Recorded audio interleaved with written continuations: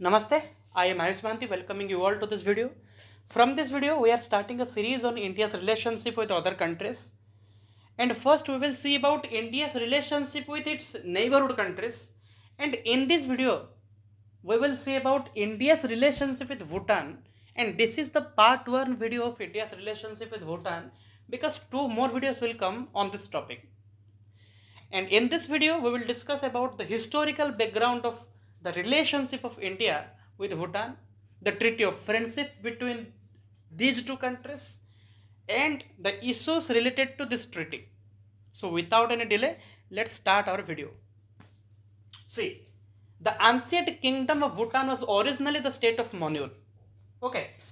Now what is the meaning of Monyul? The kingdom of Bhutan was originally the state of Monyul. Monyul basically refers to the word southern darkness, which means the southern darkness. Why?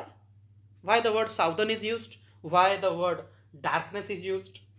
Southern is used due to its geographical location. You can see in the image, Bhutan is located at the southernmost part of the Asian subcontinent.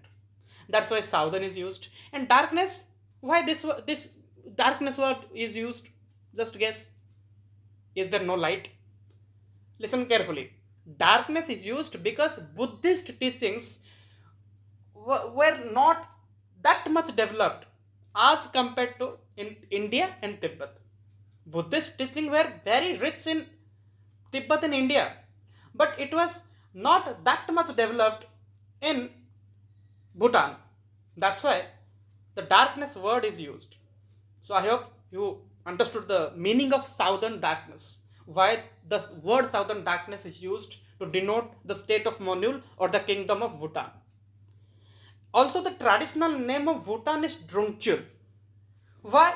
Now, what is the meaning of Drungkyul? What is the meaning of Drukpas? What is the meaning of land of thunder dragons? Bhutan is known as land of thunder dragons. Why?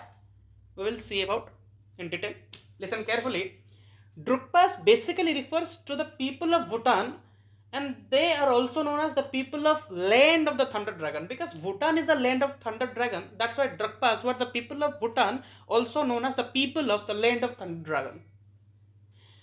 The Drukyul or the Drukpas signifies the branch of Kagyu school of Tibetan Buddhism, and especially the Drukpa Kagyu lineage, which is a distinct branch of the Kagyu school of the Tibetan Buddhism. See, there is no need to see in detail about this lineage, but this name Drukpa signifies the lineage actually. That's why I'm saying about this lineage. Drukpa Kagyu lineage, which is a distinct branch of Kagyu school of Tibetan Buddhism. It is a dominant school and it is the state religion of Bhutan. Drukyul basically means the land of thunder dragon in Tibetan. Right? Now, India's relationship with Bhutan traced back to 747 AD when a Buddhist monk, Padmasambhava, went from India to Bhutan and led the Nyingma sect of Buddhism. There are various sects of Buddhism.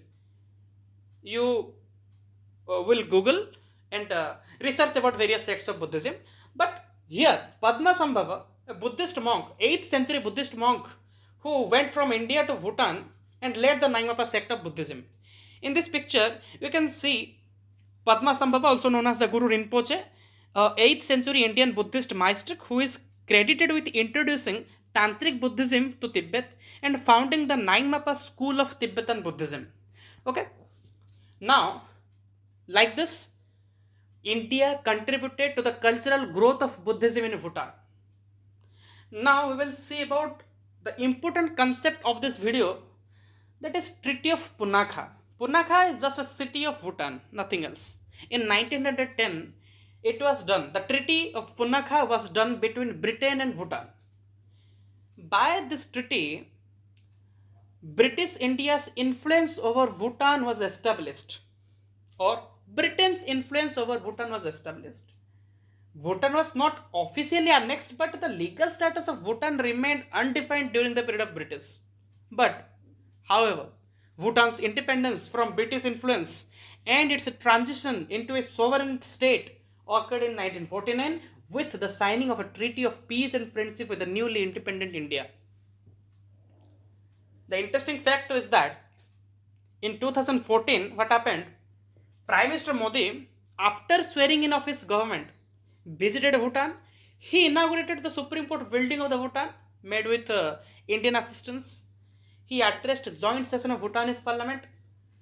Listen carefully.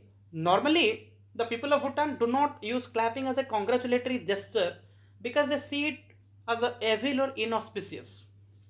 They see clapping as evil or inauspicious. They do not use clapping as a congratulatory gesture, but they clapped, they broke their tradition when Indian Prime Minister Modi delivered his speech. You can see in this image, uh, Prime Minister Modi inaugurated the Supreme Court building in Bhutan, and on June 2014, June 17, particularly the date was June 17, The Hindu published an article titled Bhutan breaks the tradition, claps for Modi. See carefully, it is written that in Bhutan, clapping is meant to ward off evil spirits and not as a gesture of approbation. But they clapped, they broke the tradition when Modi delivered his speech. Okay, now listen carefully. In 1949, what happened?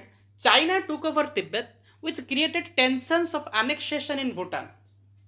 In fact, in 1949, what happened? China snatched away some villages of Bhutan on China-Bhutan border. You can see here, Bhutan's and China's border are shared. And China snatched away some villages in 1949, okay? China snatched away some villages of Bhutan on China-Bhutan border, and this made Bhutan unhappy. This made Bhutan so upset, and they decided not to have any diplomatic relationship with Chinese. Okay, now the title or the heading is not clear in this slide. That's why I'm saying the title. Listen carefully. India and Bhutan's Treaty of Friendship and the treaty related issues. Listen carefully. What happened after independence of India in 1947? Prime Minister Nehru went on a horseback to Bhutan to build relations and to advise Bhutan King J.T. Wangchuk to build relations with India. In 1949, India and Bhutan concluded a treaty of friendship. You can see the image. The person is wearing the coat is Pandit Nehru, and another person wearing the Bhutanese cultural dress was J.T. Wangchuk. Okay, they signed the treaty of friendship. The treaty discussed peace, trade, commerce, equal justice between India and Bhutan, which became bedrock of India and Bhutan relationship. India in 1971 took up the matter of UN membership for Bhutan and succeeded in making Bhutan a member of UN. Instead of UN, it is written Bhutan. Please make it correct, okay, in your notes. As per the Treaty of Friendship of 1949, both countries agreed to extend the national treatment to citizens of each other's state. What is the national treatment? Indian citizens have the same right for the employment in Bhutan as Bhutanese nationals in India. Okay, they decided to have a open border under which the citizens of both countries have the right to move into each other's territory without any visa. Now, in the treaty, as per the Article 2, India accepted the sovereign and independent status of Bhutan but advised that Bhutan in matters of external affairs seek assistance from India. But in 2007, what happened? Bhutan raised the issue of Article 2 with India and advocated for the modification of Article 2 in the treaty. Now, under the revised treaty of 2007, India and Bhutan would cooperate with each other on the matter of national security. This instilled confidence in Bhutan about its broad relationship with India and made an impression that India is a partner in Bhutanese progress. India recognizes its sovereignty, its independence, its territorial integrity, and the treaty also talks about cultural cooperation, sports development, cooperation in science and technology, and healthcare. So I hope you have understood these two topics, the Treaty of Friendship and the historical background of India and Bhutan relationship. In our next video, we will discuss about India and Bhutan commercial diplomacy, India and Bhutan developmental partnership, and India and Bhutan relations during the pandemic. Thank you.